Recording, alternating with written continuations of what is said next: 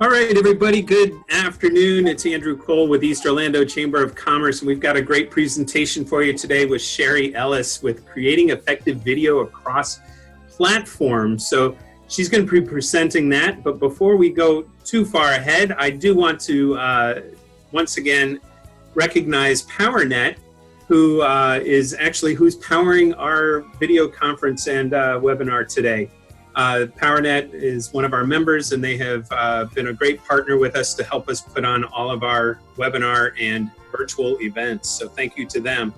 I also want to recognize our trustees. So without further ado, our chamber trustees are Advent Health, Avalon Park Group, Avalon Insurance Services, Duke Energy, Fairwinds Credit Union, Great Florida Insurance of Hunters Creek, Orlando Health, Suburban Land Reserve, and the Orlando Law Group. So we want to say thank you to our trustees. They are stakeholders within our community and within the chamber, and we really appreciate all they bring to the table. So today we have Cherri Ellis, and she is going to be presenting a lot, and I'm not going to go into great details behind her. But what we're going to do today is we're going to hold your questions to the end. She has a PowerPoint presentation she's going to show, so jot your questions down. You can put them in the chat columns, and if you want to share who you are in the chat columns, please feel free to share your company name and your information and contact. So if somebody within the organization here wants to connect with you, they have your contact information.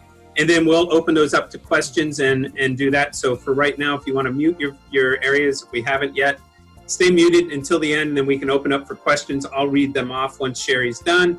And then if you have some add-on, we can unmute you to get clarification of some questions and pieces there. So Cherri, if you want to go ahead and share your screen, and because I took over that control from you, so if you want to share that and we can see everybody's, so everybody can see what you're presenting, and we'll get along with this today. So thank you so much for being here, Cherri.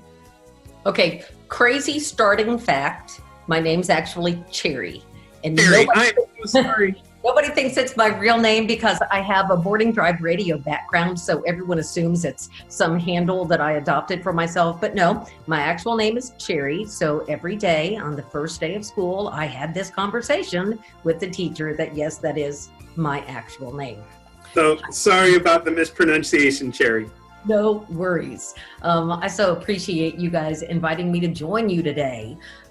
So I have been in the creative arena my entire career. I have never done anything for a living that wasn't in the creative arena. I've done several years as morning drive of talent on the radio. My name was Cherri Mason on the Mason and Dixon morning show on a classic rock station for years.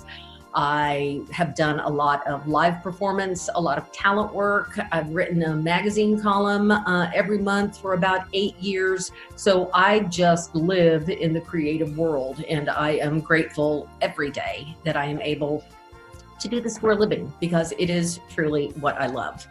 So today I want to talk to you about video, about how to make the most effective video across all of the platforms. And video is getting more and more important every day. So let me start by asking everyone, how you doing? You feeling anxious? Well, if you are, so is absolutely everybody else.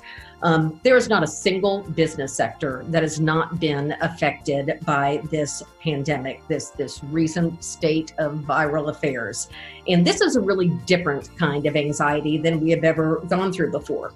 So my friend Alan Ibbotson with the Trampoline Group is a changeologist. That is actually a thing. And as a changeologist, what Alan does is he helps companies of all sizes, some very huge companies that you would know, help them go through transition. So Alan works with them and he helps them navigate strategy and communication and the shifting culture that surrounds transition. And what Alan said is that this anxiety is very different for two reasons. One, there's just no plan behind it. Nobody has a plan. There's not a group sitting at a corporate office someplace saying, how long should this pandemic go on? There is no plan. There's no one navigating us all to a particular point of greater good. And two, it's so pervasive. This feeling of anxiety in business is literally not just business, it's affecting life as we know it in every single area. So people are in a different spot. They're in a different landscape. They have problems that they didn't have before. And so people still expect to see advertising. Everybody's still watching TV. TV numbers are actually very high. But now they expect commercials to bring value to them in a different way. They basically want you to pick a problem that they have and solve it. So now more than ever, or you should say it like you hear on commercials all the time, now more than ever. What you need to be doing is thinking campaign, not commercial.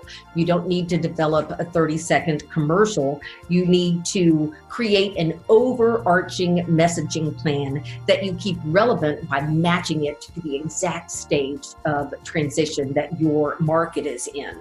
So wherever your market is on its particular journey to what that new normal is going to be, that is what your messaging needs to resonate against. So at first, your messaging is going to be really reactive. It's going to be timely. It's going to be relevant. But basically, you're going to be dealing with your messaging, just letting people know what has changed about your business. What do they need to know right that red hot second? As the market starts to open, your message needs to build confidence in them for the solutions that you have put in place. People are nervous. If you're a restaurant, you would never advertise how clean and sanitary your restaurant is. But now that is a specific anxiety that you are able to address.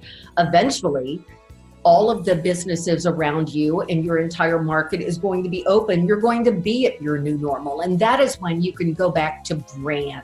All of your messaging and your creative is able to talk about things that have nothing to do with the pandemic or anything that happened in the 3 months leading up to this. You can go back to seasonal messages. You can go back to special offers or perhaps a sales window. Finally, you need a trigger offer. A trigger offer is something that you develop right at the beginning of your messaging plan, and it is a spot that you have on the shelf that you're able to put back in rotation in case there is a second wave or in case your market slips away from where they are in being open. They slide backwards. You have to go all the way backwards in the tone of your messaging. You need to be comforting. You need to be positive, and you need to realize that you are again talking to people who perceive a setback. And so what I say about trigger messaging is, maybe it's the spot you never need, but get it done early, and then hopefully you won't ever need to use it.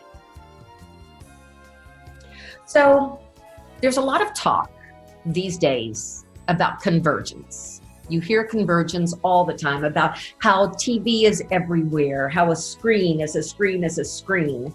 But you know what all the screens have in common? The common element in whether you're watching TV in the den or whether you're watching it on your cell phone or a tablet or your computer, the common element, what you're watching, is video. And this is why. People remember 20% of what they hear, they remember 30% of what they see, but they remember 70% of what they see and hear. The combination of those audio and visual cues is incredibly effective. It's incredibly efficient. You are able to use video, no matter how you are using it, you're able to take the most amount of information and deliver it in the least amount of time with the highest recall. And that is what makes video such an effective way to communicate. So video is for a lot more than just commercials. If you're able to deliver the most amount of information in the least amount of time, think of all the different ways you can do that.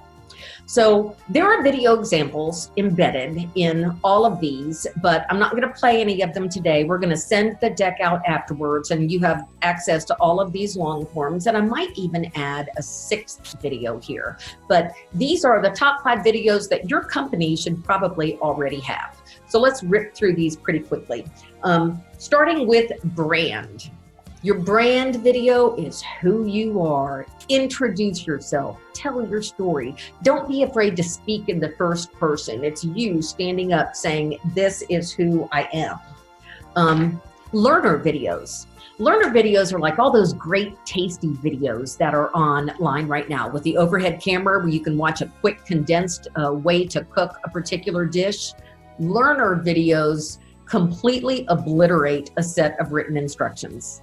Nobody is going to unfold a set of instructions that's in a size 7 font and read through a bunch of instructions on how to put something together. With a 90-second video on a website in one click, you can see how to handle anything. You can also see demonstrations, throw a testimonial in for good measure. Learner videos are fantastic to move product. Next up, a promo video. Promo videos have short legs. They're tied to a certain point in time. They're great to drive people to a promotional event, to a nonprofit fundraiser, to a contest, if you're trying to drive traffic to a contest. Promotional videos are tied to a certain point in time, and then when that point in time has passed, that video is dead. Next up, an expert video, not to be confused with a learner video. An expert video, back up, back all the way up. Let somebody else talk about you. Don't talk about yourself. Don't talk about your business. You want to back all the way up and you want to talk about the industry. You want to make room for other people's views to come into that. And by doing that, you actually establish your own expertise. The fifth kind of video, internal video, is just one of my favorites because there are so many great ways you can use video this way. For example, onboarding videos are super popular right now. Onboarding, everybody's been onboarded in a job. They sit you in a conference room and you are just obliterated with, all sorts of information. With onboarding videos, you can send people links to videos ahead of time, and when they hit your door on their first day of work, they have a fantastic base knowledge of what they're walking into, what to expect the first day, what the culture's like, HR considerations. Internal video, the other thing aside from onboarding that I love with internal video is training video. I mean, if you can deliver the most amount of information in the least amount of time with the highest recall, why wouldn't you want to make your training across different locations as consistent as video allows you to be? So these are just 5 ways. Oh, I said I was going to add a 6th, testimonial video. Testimonial videos is sort of its own category because you can use them in all of these categories, but testimonial videos are incredibly efficient when it comes to healthcare. The number 1 stat that people are looking for is other people's experiences in healthcare. And so I would add that 6th on for you, testimonial videos. So no matter what kind of video you're doing, you have a commercial, you have those 6 examples that we were talking about. You want to make sure your video is engaging. Well, how do you do that? Video's everywhere right now, right? So these are some basic building blocks to help you make your video really engaging. And the first thing is your production value has got to be high. It does not have to be really expensive production, but it does have to be very well produced. Next up, you're going to have creative that resonates. And in order to resonate, you got to make some kind of genuine connection to the person who is watching it.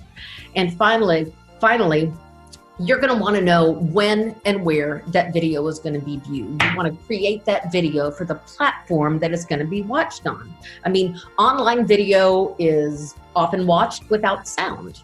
So you want to either make sure you're closed captioned or you want to give that viewer a reason to turn the sound on. Facebook, Instagram, Snapchat, they're all watched vertically. 90% of handheld devices are used in portrait mode. And think about YouTube. Everybody knows that the human attention span is getting shorter all the time. I mean, we are actually being paid to produce 6-second commercials at this time. But with YouTube, the number 1 metric with their algorithm to be successful is length of time watched. So if you're creating a video and it's going to be watched on YouTube, you're going to want to have a longer form video so that it will play best within their algorithm. So shorter sounds better, but make sure you know where you're talking about watching it. Now, platform notwithstanding, you got to keep that production value high. So according to researchers and those that are in the know, a PQV is a thing, and a PQV is a poor quality video. And evidently, after being exposed to one, 62% of people are left with a bad taste in their mouth about your brand. 60% of people don't even want to engage with your brand anymore, to the point that 23% of the consumers who watch a poor quality video would actually hesitate to make a purchase from the company. I mean, think about it. That kind of makes sense. If you're not going to take the trouble and make the investment to put a professional voiceover on your commercial, what other corners are you cutting in the kitchen or behind the scenes? So you want to invest in high production value. And you want your creative to be memorable. Turns out your mom was right. You only do get one chance to make a great first impression. So how do you want your brand to introduce itself? I'm telling you, you want your brand to make eye contact across the room. You want your brand to cross over, have a firm handshake, look them dead in the eye, and make that person feel seen. You only have one chance to introduce your brand to the market. Next up, you got to break through the clutter. I mean, the clutter now more than ever. The clutter is louder than it has ever been. So check this out. According to VentureBeat.com, Google serves every day 30 million ads. 30 million ads are served on Google every day, and that means the average consumer is exposed every day to 5,000 commercials. 5,000 commercials. How are you going to get noticed? How are you going to break through? So you have to break through the noise. You have to get noticed before you can be remembered. And finally, you want to remember that every piece of video you put out speaks directly to the credibility of your brand. So make the investment. It doesn't have to be expensive, but it has to be done beautifully. This is my boss's favorite slide. It took me forever to understand it, but it makes so much sense. You've got to tell the story your customers want to hear, not the story you want to tell. Tell the story your customers need to hear, not the story you want to tell. That means start with who your customer is. Who are they? What kind of problems do they have? What kind of things are they looking for? What's their life like?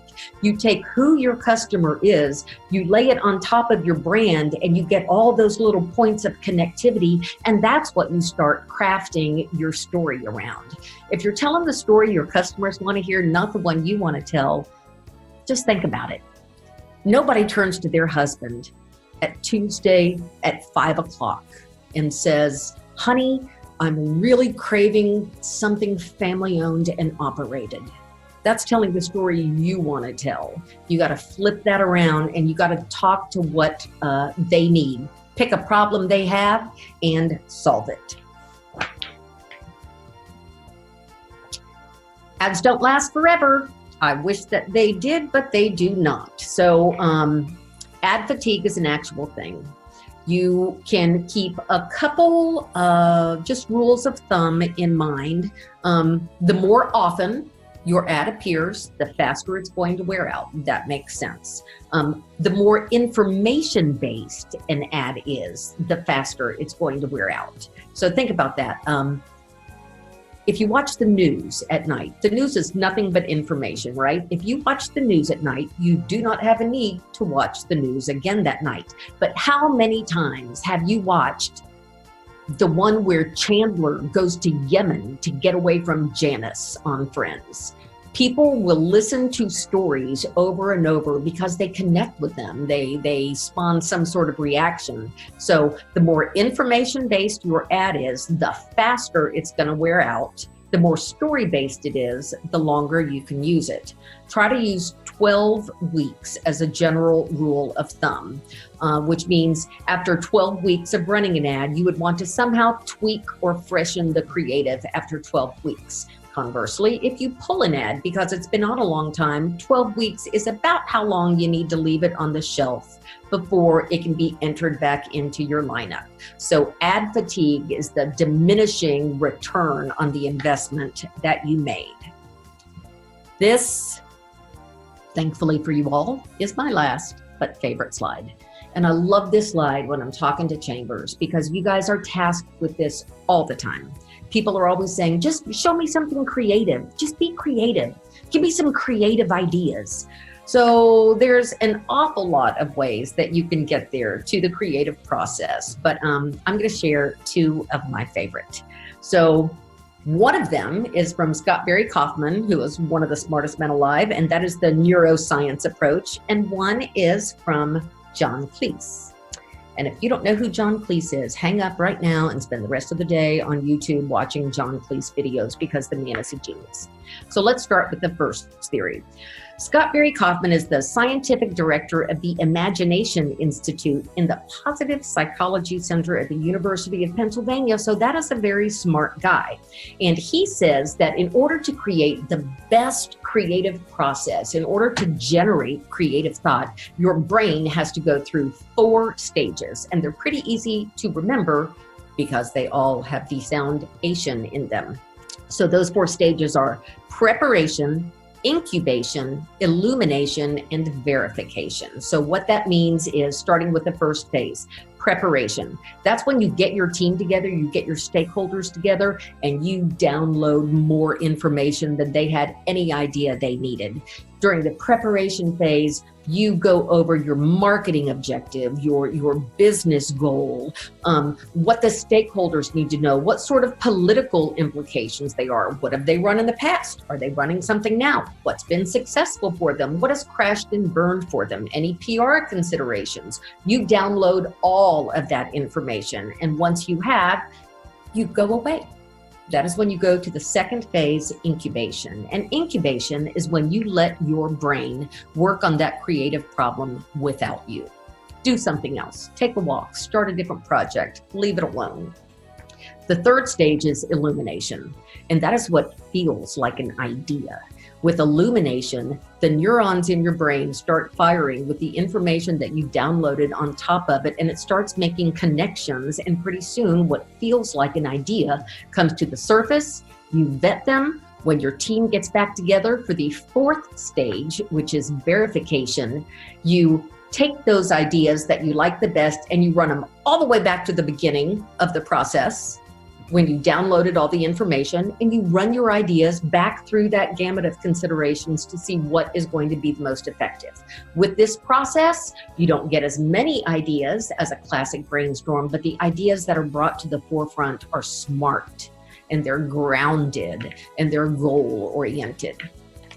So what John Cleese says you need are 5 things: time, space, safety, and a sense of humor. So let's start with time.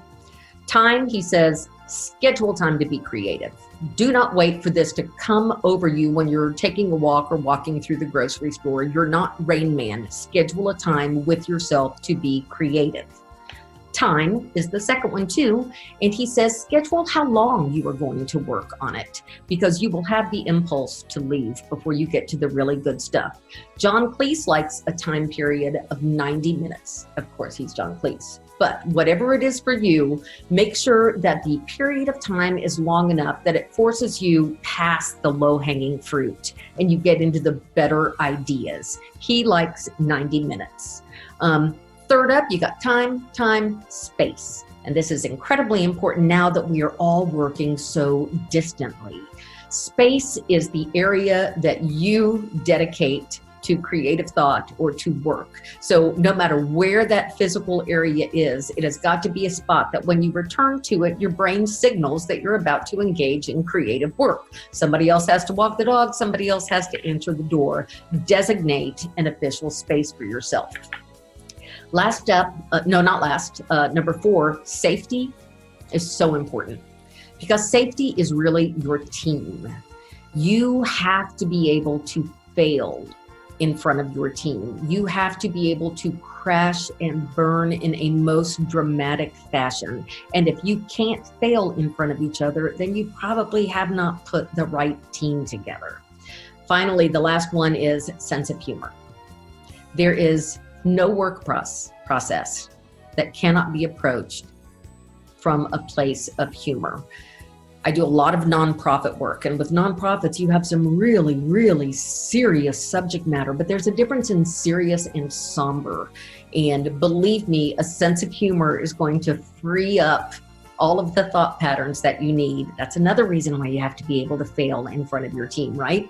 If you've ever tried to edit a nonprofit video after 10 o'clock the night before a fundraiser was happening, you won't believe some of the dark humor that can emerge. So according to John Cleese, you have time, space, safety, and a sense of humor. So no matter what it is that you are creating video to handle, I hope that one of those approaches works for you. And I hope that all of your video is creative and, most importantly, effective. And I would love to answer any kind of questions anybody has.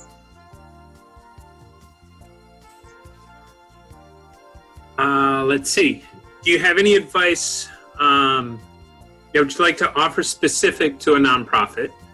I recently took over social media, and I'm also in the process of creating videos for use on social media, as well as speaking engagements and fundraising events.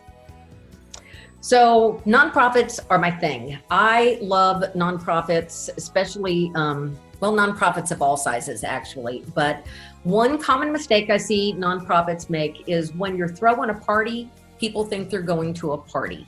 And so it used to be, this is an actual stat, for a nonprofit fundraiser, you needed to make people want to cry 3 times within, I'm serious, it was 3 times within 30 minutes. You had to make them want to cry before they would reach for their checkbook. Well, now nobody's watching 30 minutes of anything, ever, anywhere. People will stand up in the middle of a video that is longer than 5 minutes at a nonprofit fundraiser, and they will go to the bar in front of you. So you have to keep it incredibly concise.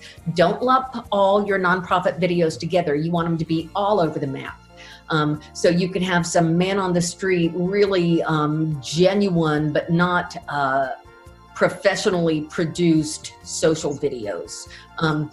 Everything a nonprofit produces in terms of video, always know that you're going to try to use it more than one way. So if you do a long form, make sure that you're also writing it in a way that you can extrapolate shorter versions of it, either for the website or for an email blast that goes out.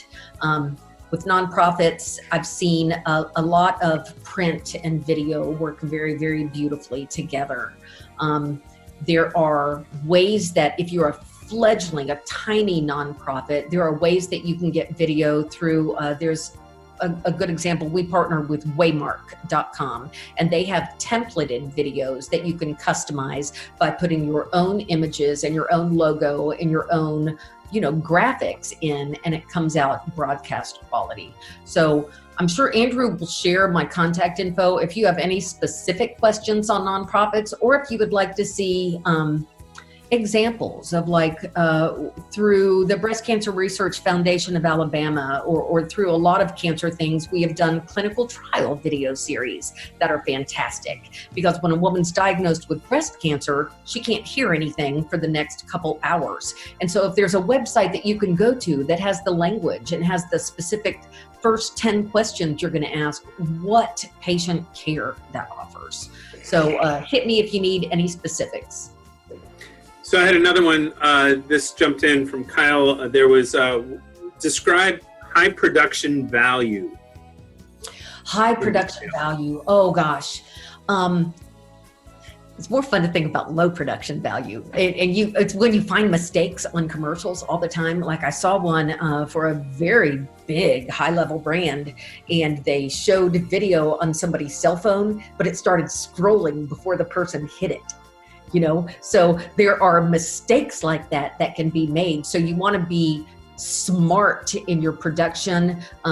Like full production to me is a storyboarded script. You have a makeup artist and a hair person on set. You have a second camera that you can go to help with cutaways. It's full crew. The lighting's perfect. You can control the elements if you're shooting outside, but you don't always have that kind of budget.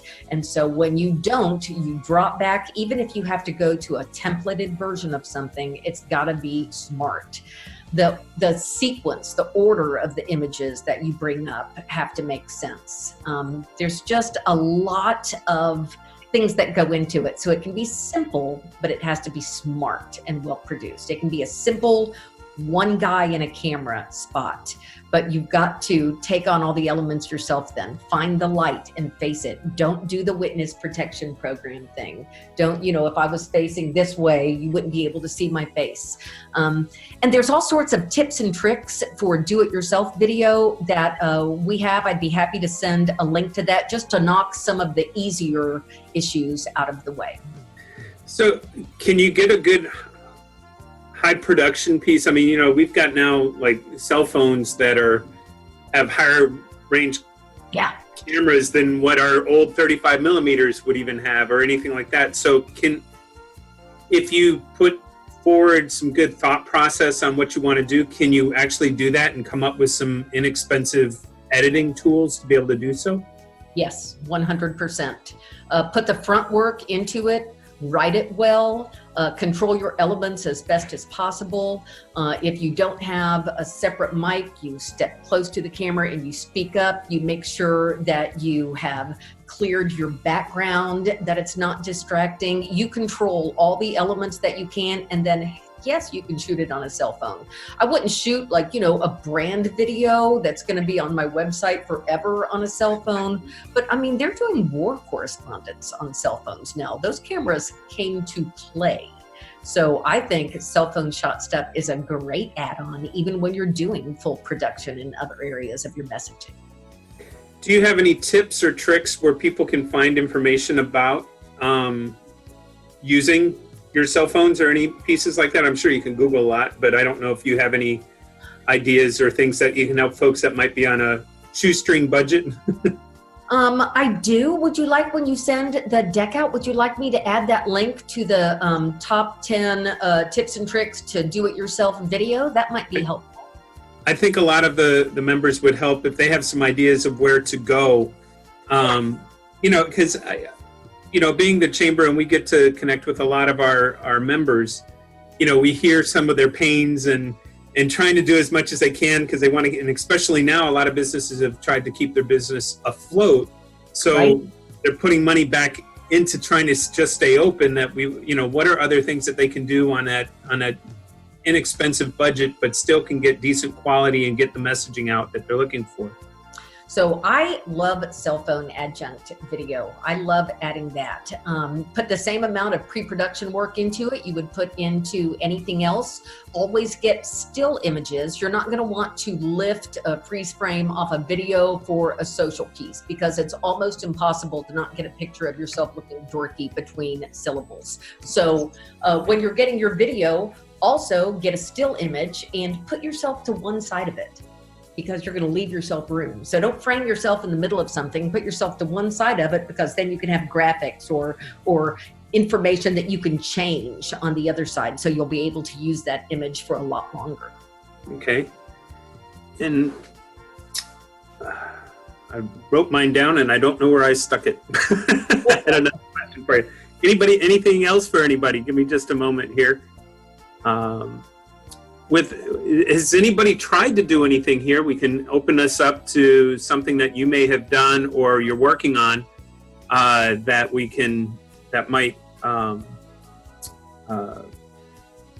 you might have a trick or a tip that you've done something here if you haven't to share.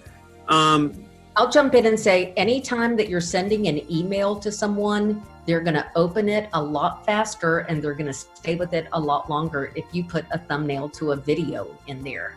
Statistically, video is just so much more engaging. Whatever it is that you're trying to tell them in a lengthy email, if you put even a quick intro video to it, you will have much higher return on it. Whenever you get a video done, always get the finished format in two ways. Get a big, beautiful broadcast version with all of the pixels and all of the everything, and then get a small MP4 emailable version so that you can connect it to an email to a donor or a potential client or an internal team member very easily. I really like the part that you said when you're crafting your story. It's kind of like you said, trying to solve the problem for your clients or for your potential customers. I'm gonna be selfish and ask this question, but like for chamber-wise, we have a number of different members of different sizes with different needs and different pieces. If you have a business that solves a number of different problems, what is your strategy for categorizing or to take that message? You know, like a chamber, we have benefits that people want, or we have the networking, or we have the advertising, or we have the advocacy. We have a lot of different avenues. So for an organization that may have a number of different things that they're working on, what suggestions do you have for if you have different avenues? I like shorter, multiple videos. So in the case of a chamber, when you offer such a wide array of services, I don't want to have to sit through the other things that you offer that don't apply to what I'm looking for. I want to be able to navigate specifically to what I want to know, and I only want to watch that. I see that same mistake made with capabilities. A lot of people come in, like if they want to present to an agency or talk to a chamber, what they want to do is talk about everything they can do. It's like being on a bad first date. You know, they come in and they're like, and I can live stream and I can do social and I can report on this. I don't care about that. I want to talk to you about a 30-second video or a video messaging series. So do a heavy, deep client needs analysis, find out what people would go to the website to look for, and then do real specific short videos. And you know, you throw them on a landing page and I can just look at it and I can go upcoming events. And I see a quick revisable, you know, this is what's coming, this is what's going to be offered, these are the dates, here's how to register. So another question came in. We've got a member that does educational videos every Monday. He does it at his desks and creates a thumbnail that looks nice. It's been decent for the time being. I use Open Broadcast Studio to put my sidebar and graphics and my name on screen. Is that I don't know what the question was behind it, but that's Kyle, that was you that submitted that one. Just if you want to unmute yourself so that you can maybe clarify the question. You had asked what some of us are doing and if we had any examples to share. I just wanted to. Perfect. No, thank you. Sorry, I kind of went in and missed that. So sorry, but that's cool. Are you using a platform for your training videos, or what is your platform? How are you getting them out there? It's for social media. Okay. They're strictly for social media, for our social media branding and marketing and such. And I'm because I'm in the financial services business, so I'm really, really highly regulated. So I have to make them in advance and submit them for compliance. And just a couple of weeks ago, one of them didn't get approved, so I had to like take it down really quickly and kind of try again. But I'm using social media in particular. They take that serious in the financial world, don't they? Yeah. Yeah. So I've seen that's an area that is growing exponentially right now because people can't pull 50 of their team members together and lock them into a hotel room and beat on them for 3 days and drill something into their brains. So now they're having to find a way to make it consistent. That's where video is fantastic. And and also kind of engaging, because it's hard to make yourself stare at a screen all day long. Once you have approved videos, I've seen some platforms that are amazing for live events where, you know, they separate the screen and you have you here and they have a chat box here and they have a, you know, whoever is talking, their video or their logo comes up. So you can get as simple or as complicated as you like. It sounds like you're doing pretty singular messaging. So like, how long is your average training video?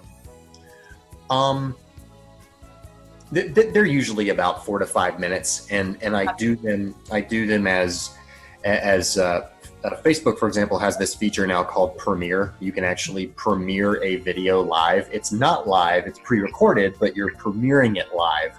And you can interact via chat with everybody who's there with you watching the premiere. So I like schedule it on a Friday and blast it out on my social channels. Hey, 9:15 Monday, don't be late, you know, kind of thing, because I do it every Monday at 9:15. And so, you know, I get a few people in, and then after that, it automatically posts as a static video. So you kind of, I think, get more bang for your buck using the Premiere, because you can interact live and then it becomes static content that can be boosted or whatever.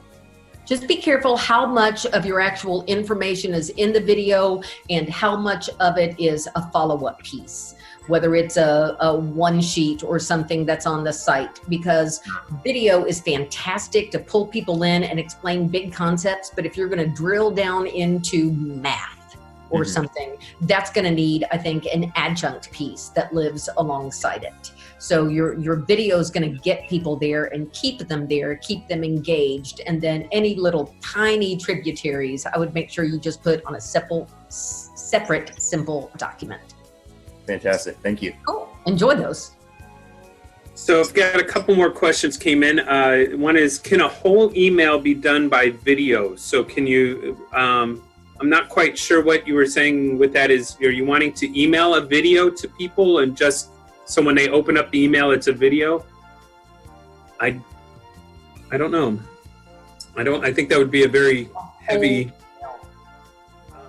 like, I guess if you clicked in if I'm assuming this right, Connie, if I opened up your email, it would go right into a playable video, right? So that it didn't have any text, or I don't have to click or link.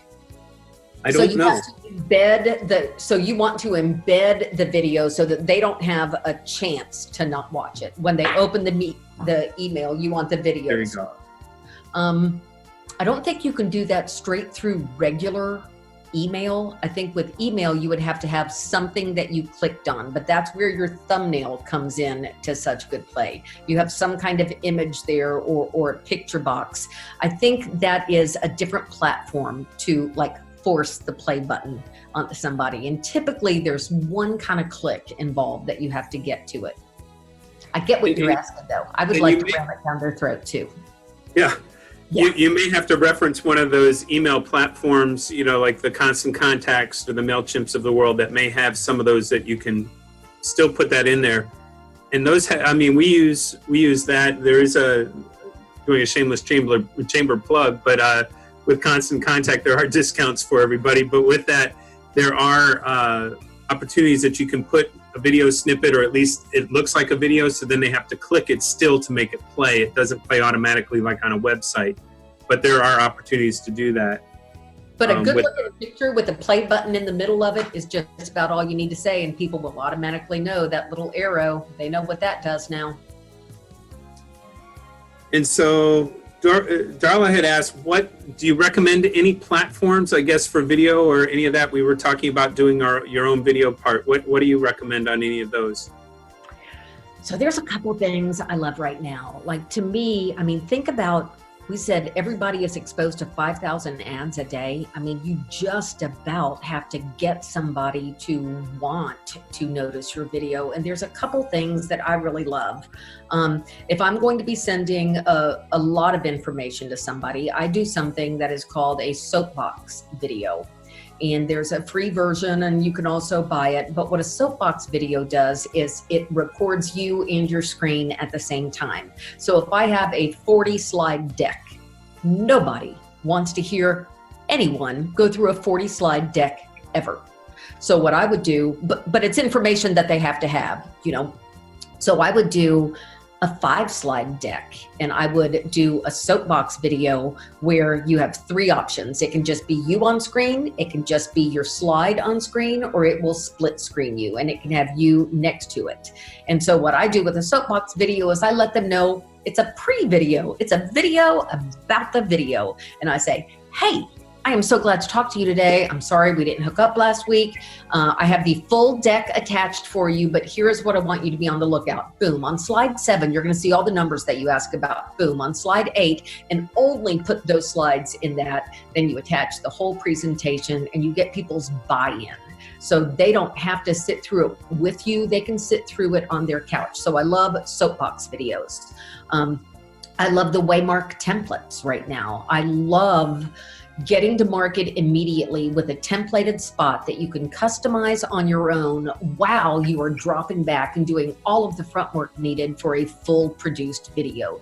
You don't jump into a full-on production investment video for your brand, but you also don't want to be black in the market. And so you can do an on-brand, simple, templated Waymark video while you're in the pre-production phase for full-on production. Those 2 platforms, I think, are really helpful now more than ever. Great. Another one we had come in. What are some common mistakes that first-time video makers do for their business that they should avoid, or at least be on the lookout when they're putting this together? They try to tell you too much. They put a phone number in. When is the last time you paused a television and wrote a phone number down? If any specific information like that, people can get on your website. And people go to your website over everything now. I mean, you're eating out at a restaurant. People Google the menu now. Nobody gets surprised about anything these days. So don't expect people to write a phone number down on your commercial.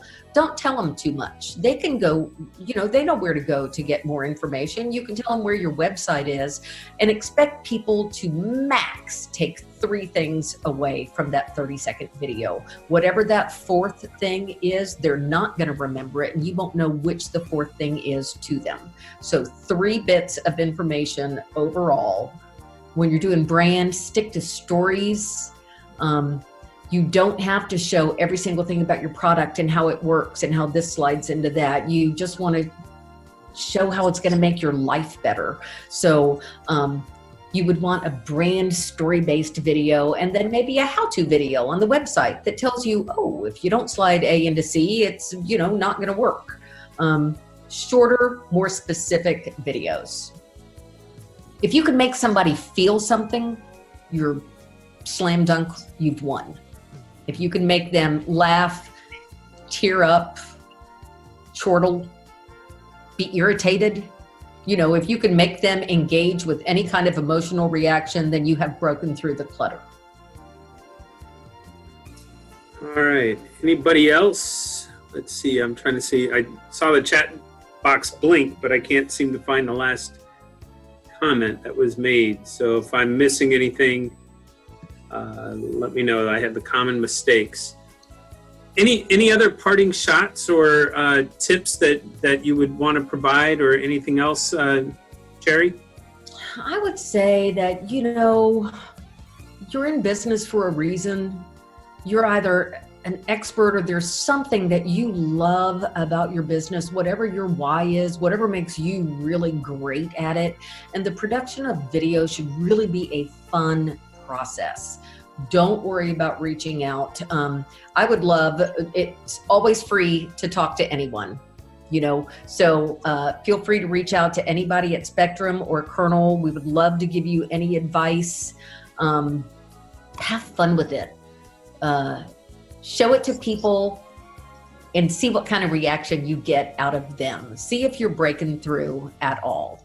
When you're going to do a 30-second video, see if you can write it so that you also have a 15 and a 6 or a 2010 taggable.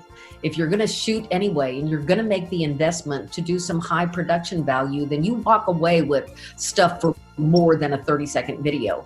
If you're gonna do footage acquisition on 30 seconds, how awesome would it be if you had a 30-second, a 20/10 taggable, a 15, and a 6 for social, all the same shoot.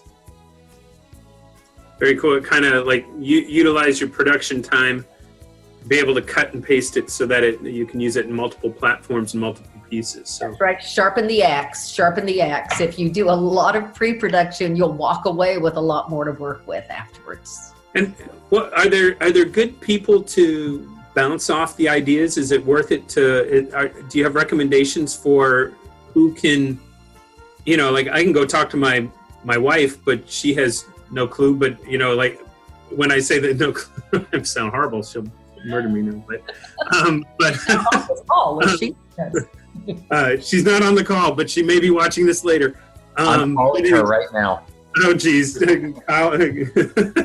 Texting her now. Andrew just threw her under the bus. But no, like a good confidant, or is there a way to is it worth showing it to a good client of yours just to say, hey, is this message getting across? Or I hit all corners of your business. You want to talk to a customer, a vendor, a teammate, somebody who loves you for you. You want to talk to a competitor. You want to talk to the angriest client you've ever had. The more distant the categories of the people that you ask or get information from, the better overview you're going to have. Gotcha. Nobody likes really feedback. Feedback's not fun. People love praise. Nobody loves feedback. People want to go, oh, that's so awesome. That's what I like. So, yes, always worried about the feedback from your competitors. They may be able to do it quicker and faster and have a bigger budget if you're giving them an idea. Well, you have some people, though, that are comrades in the industry, that already, you're not rolling out, this is my new sale or my new product line. You're just saying, how does this strike you? Yeah. Well, very cool. Are there any other questions there? If not, I got a few things here I'll take some mentions of, but I don't see anything else coming through. And if you have something, I'm going to do my little shameless plug here, Cherri, and we'll go from here. So see if I can get this here. And real quick here, boy, never wants to go from when you want to, but we do have our nonprofit council coming up. This is our roundtable that is tomorrow at 8:30 in the morning. So especially for our nonprofits, it's a great opportunity for you to connect with others and like-minded businesses and to get support and information that are great towards our nonprofits. Also, Thursday, this is our Health Council Collaborative. Just real quick, this is we're doing a virtual networking with our healthcare professionals. If you're in the healthcare industry or have some connection with the healthcare industry, we've got a brand new platform. We're trying some interesting things on with some networking geared towards that. So if you are working or trying to connect within our healthcare professionals, sign up for that today. That will be Thursday at 8:30. That is going to be a great piece that we have coming up there. That's sponsored by the Bridge over at the Bridge at Orlando. And then our Latte with Leaders, that is this Friday. We have Coach P, our state representative, Renee Placencia, will be with us, taking your questions and talking about the things that are important in our statewide politics and things that when it comes to issues that he needs to be aware of when taking things back up to Tallahassee. There's a lot of pieces that are going from there. So with that, and then for those of you that saw Will Perry, he is coming back. We're doing a series with him, and that is going to be how to create irresistible offers. So here you are. Cherri kind of teed it up for some video pieces, and then Will's going to help come up to help you with your making that irresistible offer. So now you can put it together for that. So that's going to be on July 8th, and we're really looking forward to having him back. He had a phenomenal program that he did the last time. So with those, but I think I may have had a couple chats come back in. Let me see what's here. I can open up that real quick. I threw my email, cherri.ellis@charter.com. Anybody is welcome to reach out if you have a specific problem. I might be able to send you some examples to look at. Frequently, it's easier to revise than create. And so just seeing some examples from a similar industry or a similar effort can be really helpful. Just get your mind going. Great. Well, I'm going to hold it. Let's see. I've got a few more in there. Andrew, do you mind if I do a shameless plug really quick? Sure. Go ahead, Ralphie. We are offering free video right now at Spectrum Reach. So if you want a free, pretty well-developed video, it's an easy platform called Waymark to use. Please definitely utilize it. No strings attached. If you want to use it for social media, TV commercials, or promote a message, I'll put the link up in the chat box. But I just want to throw that out there because Cherri gave some phenomenal advice today. So if you want to apply it immediately, definitely take a look at that. Yeah, throw it in there, and then we'll add it to the information that we'll get from Cherri, and we'll post all of that through that, because I know Spectrum has been doing a lot to help the small businesses and have a great platform with things that are there. So this is all just kind of roping together. We want to make sure that our members and our businesses can survive through this COVID-19 era, and we're providing those resources. So there's a lot that we've been doing, and all of these videos are able for you to go back and if you've missed something or want to go back and see it, you can go to our website and or our YouTube channel and subscribe there also. But all of that is there available for you, and to be able to have as a resource so that you can work to get your messaging out to the public. So Cherri, thank you so much. It was my pleasure. So without further ado, we'll call it a day. We've got about 3 minutes left, but thank you for everybody being on here. Thank you for your participation and involvement and membership with the East Orlando Chamber. We appreciate it. We hope you're getting great value from what we're putting. If you have any interest or have some topics and things that you'd like us to address, please contact us so that we can make sure we're getting the content that you need and the information that you need to help your business. So we will preview all of that. And yes, Dorothy just sent me a quick chat. Somewhere we have lost the video from the last Will Perry's video. We are working on trying to see if we can get that back. But for those of you that were looking for that, we have yet to find that. We had a technical glitch. So as we move forward, we're working to make sure we have these well secured. So, but without further ado, Cherri, thank you for your time this afternoon. We appreciate.